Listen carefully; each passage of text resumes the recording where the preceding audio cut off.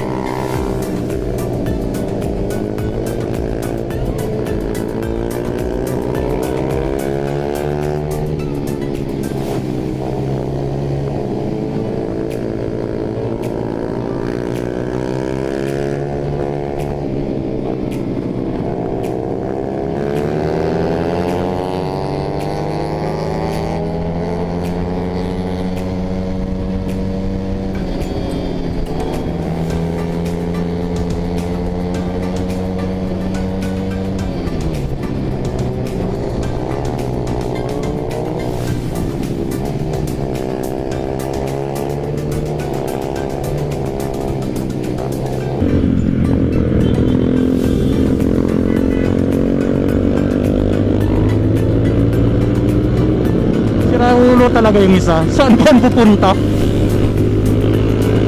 Ay nako.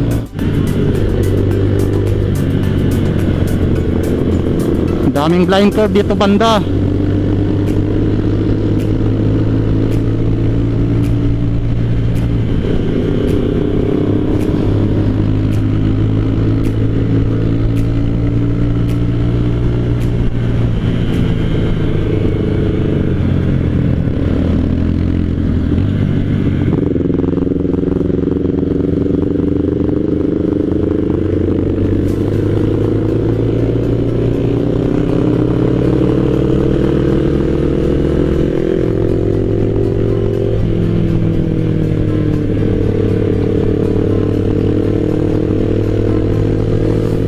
Sinusundan ko ngayon is naka GT 400 na kasama natin ang si Buddy.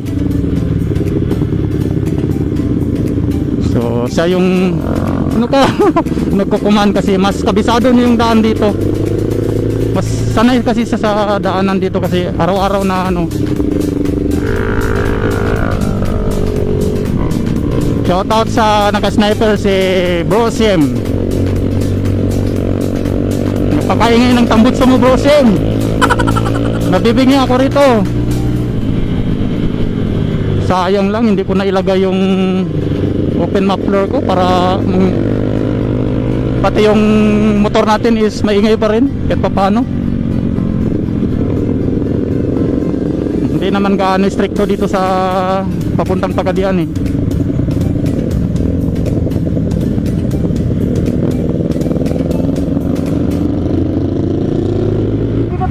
Hoy! Ano ang ginagawa nyo dyan? Iba talaga pag ano, aspirant.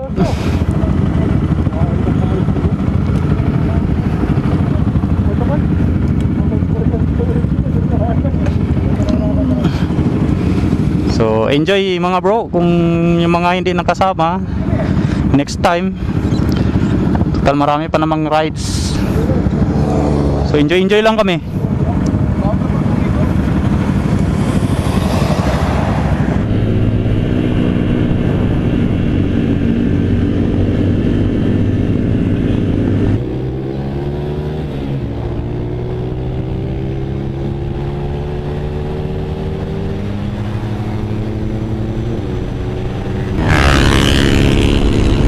Yun, nagsipibirahan na sila.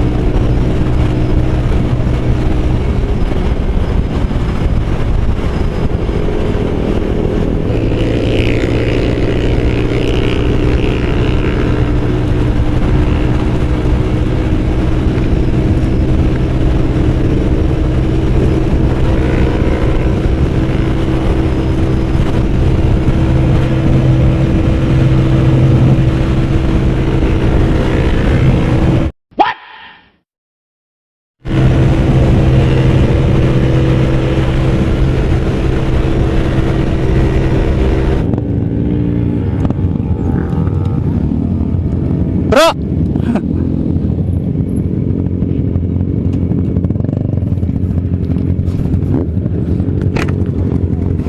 Oh, nako, grabe sila pag ano, makabirit.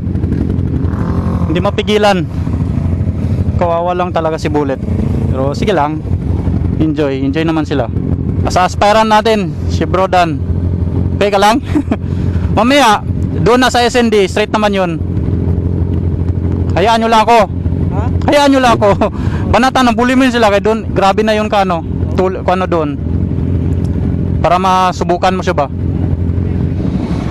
Okay. Dito na kami sa part ng may tunnel o part pa rin ito ng Pikong. So, yung mga gusto magpa-fix, dito na.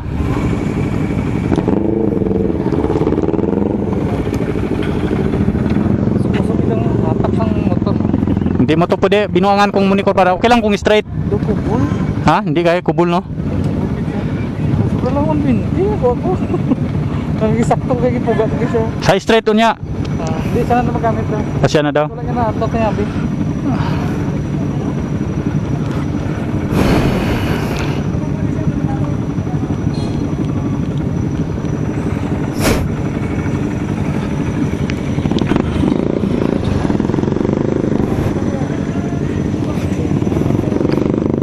Ikaw bro, pa-picture ka?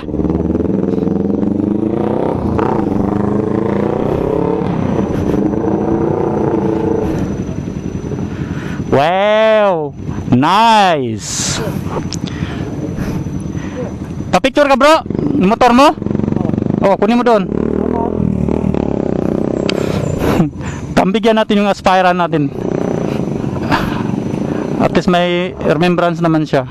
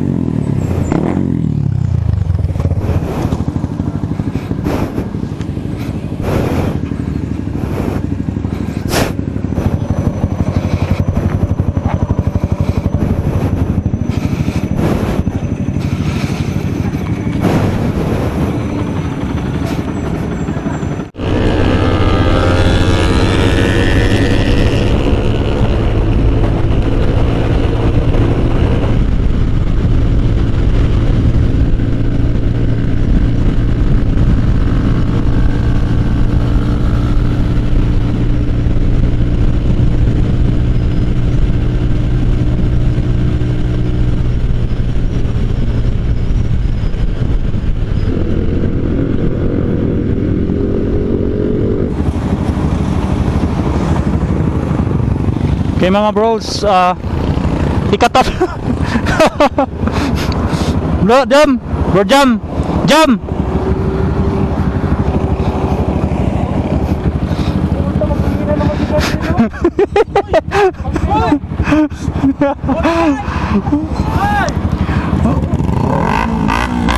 Okay.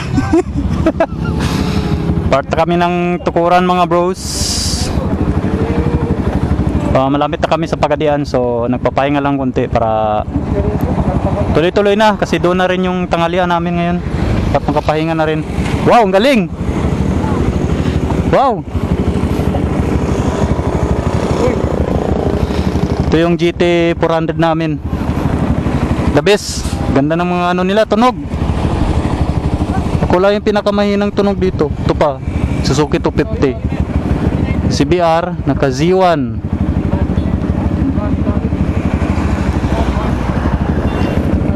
Okay, update ko na lang kayo mga bros kung Pagadian na kami mamaya. Okay, bye-bye. Ako lang hay. Wala sa koto.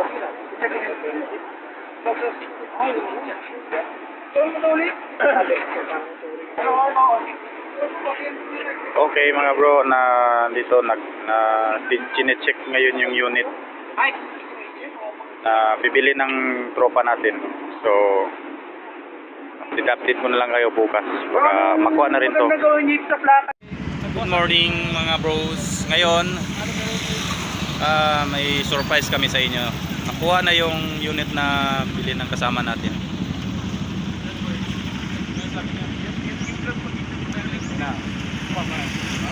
Grabe kamura pagkakuha. Napakamura lang to. Browser 200. So ngayon plano namin ganap ng kapehan. Ha? Taas? Oo mo gani. Good morning Pagadian.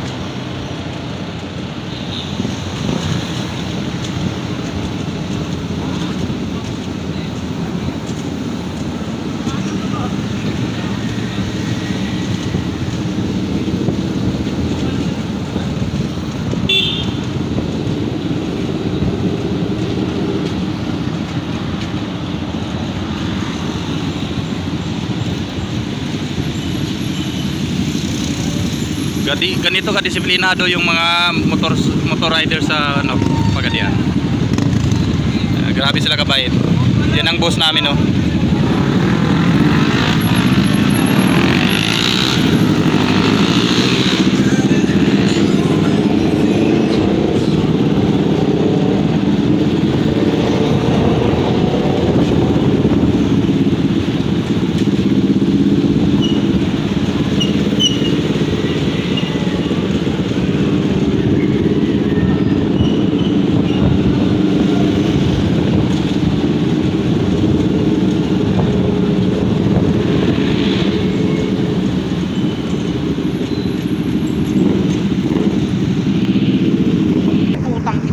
Ito na disgrasya yung kasama na naiwan pa yung balat niya, oh. Pagano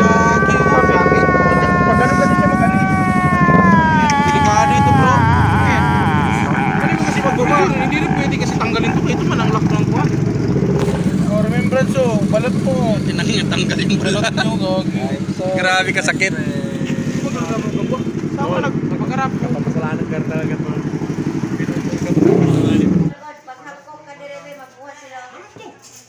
Video mo na. Doon ako ba? Video kasama sa dulo, di kasali. Video.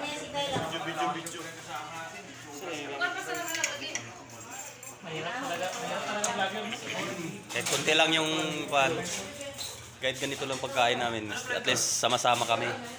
Enjoy yung samahan. Tipid meal yan, tipid meal. Ganyan kami pag kumain. Pastil, okay na. Kape. So ngayon, pagtapos nito, bili ng mga pasalubong. At bakbakan na naman sila.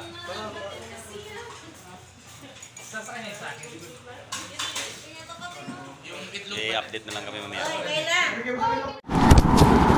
Morning mga boss.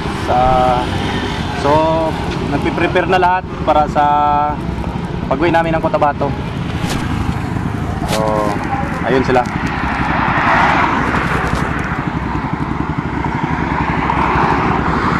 Naka-ready na yan kasi medyo mahababang bakbakan na naman ito.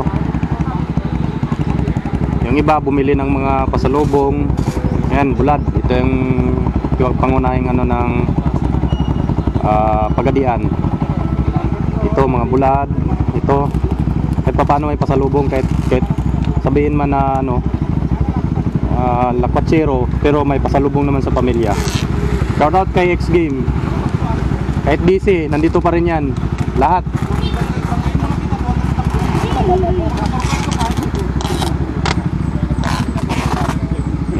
Dito pala yung ano. Ito na yung nakuha naming motor. Sana isipin mo Medyo hindi ko alam kung ano nauto ba yung mayari nito or kami ang nauto, pero grabe ka kondisyon yung motor na to. Ito na yung pinaghirapan namin biyahe. Browser 200 para kay kapatid na Mike na mayari. Binita niya yung dating motor niya para lang makuha niya to. So lahat ng mga kasamaan ko is nasa Big CC, lahat ng kanilang mga motor. Ako lang yung pinakamaliit na motor. Soon magkaroon din tayo niyan. Shout out kay Rick. Kaya tinanap siya nung customer niya, tiniis niya para lang sa amin. Sa mga paggawa ng gate dyan, o sliding, dito lang contact na kay Rick Di Pedro. Rick still work. Still work, Rick, still work.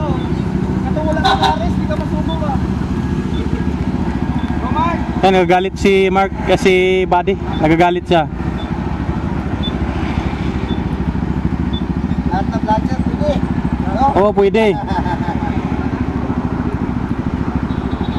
Makuha nila, puro kabuti. Sagsakot kong buti. Ang ilang makuha. Okay. Update kayo mga bros kung saan na kami banda. Bye-bye.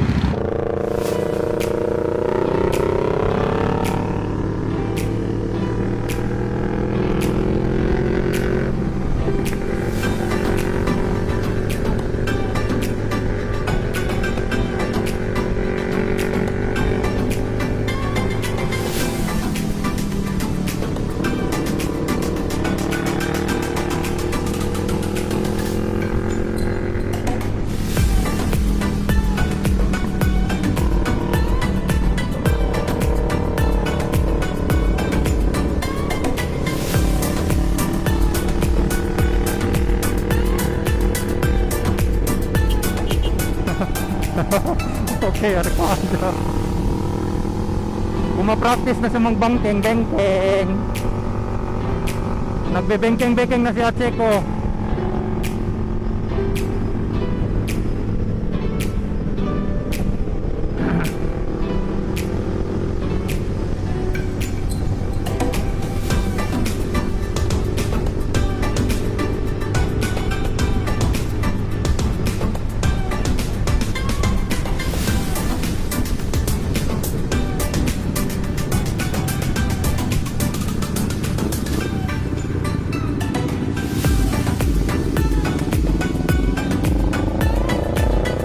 Bengkeng-bengkeng. Ganyan na siya, oh. Laglag na ako.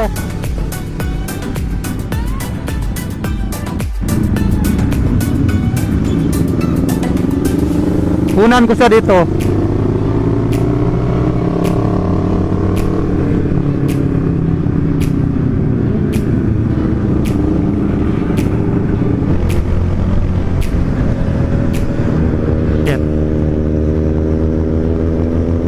Lan, niiwan na. Iniwan niya na yung naka-G1. Ang bilis na ni Mike.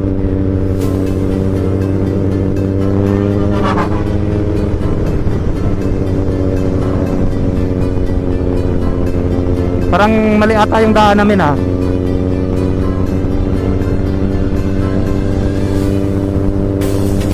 Layo na ni Mike.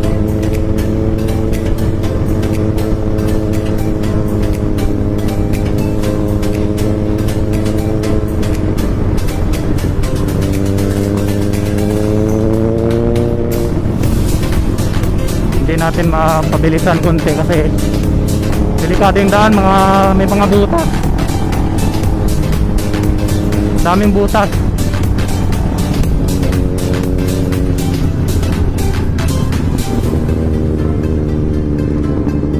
Adong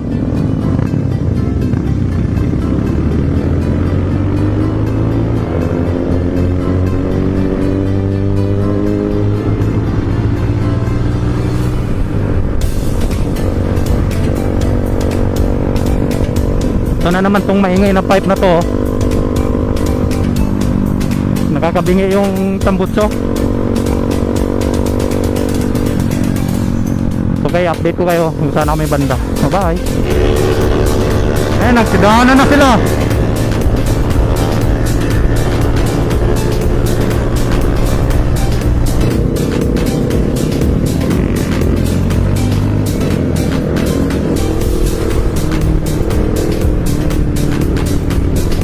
So nag-practice ngayon si Mike.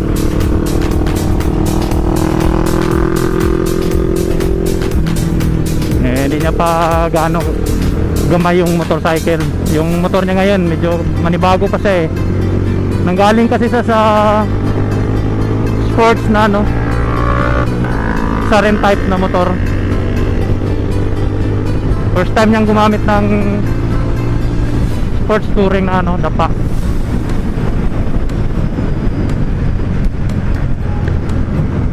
Pero okay lang yan. More practice lang.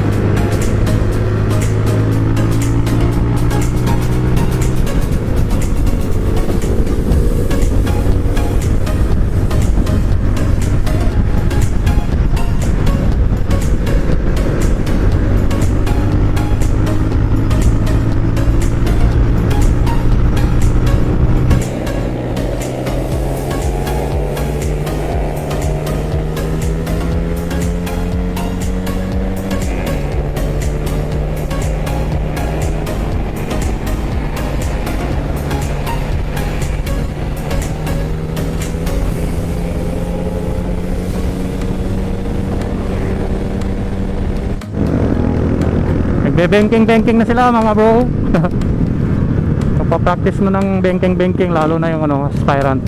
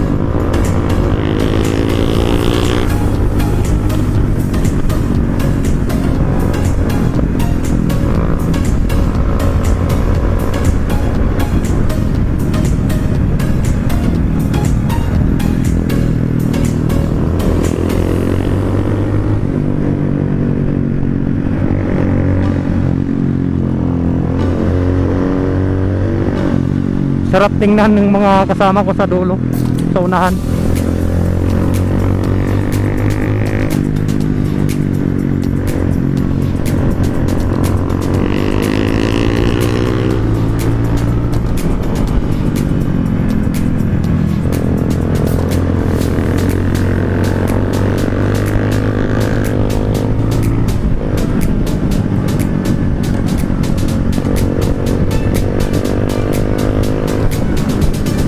Ang may dalang triangle o paputok si Bro Siem.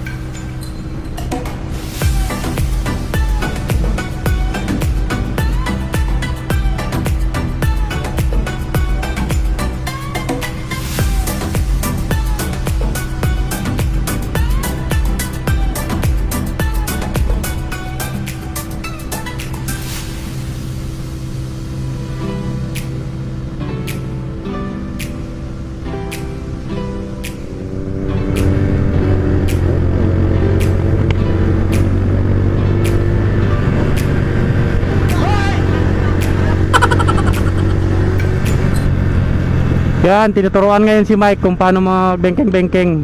Nasa unahan ngayon si Bro Jam. Kung nagtataka kayo bakit putol yung video natin sa pinakadulo, malungkot man sabihin is sumurrender po yung motor natin sa oras na yan. Kaya naiwan ako sa likuran habang pinukunan ko ng video si Michael. So doon na dahan-dahan ng umatras yung motor dahil hindi na umaandar. Taka na lang ako kung bakit ganun. So medyo nakakadismaya dahil hindi ko inaasahan na sa tagal-tagal naming bumabiyahe, yun lang yung araw na yun is sumurrender po si Bullet. Pero maswerte pa rin tayo dahil membro tayo ng isang club ng motorcycle na kung saan hindi lang pagkakaibigan o club member kundi parang magkakapatid na kami dahil sa yun hindi man lang hindi nila ako pinabayaan, lalo na yung tail support. Sabi pa nga nila kahit anong mangyari tuloy makauwi lang ng ligtas o safe sa puntahan namin. Kaya masaya ako na naging membro ako ng XRCP Cotabato chapter. Nagdesisyon kami instead na i-check pa namin yung posibleng dahilan bakit nagkaganon. Nagdesisyon na yung mismong tail support namin na tutulak na lang para mas maaga kaming makarating ng Cotabato. So panoorin nyo yung video na nakuha ko sa tail support na kumuha ng video para sa amin. Panoorin nyo.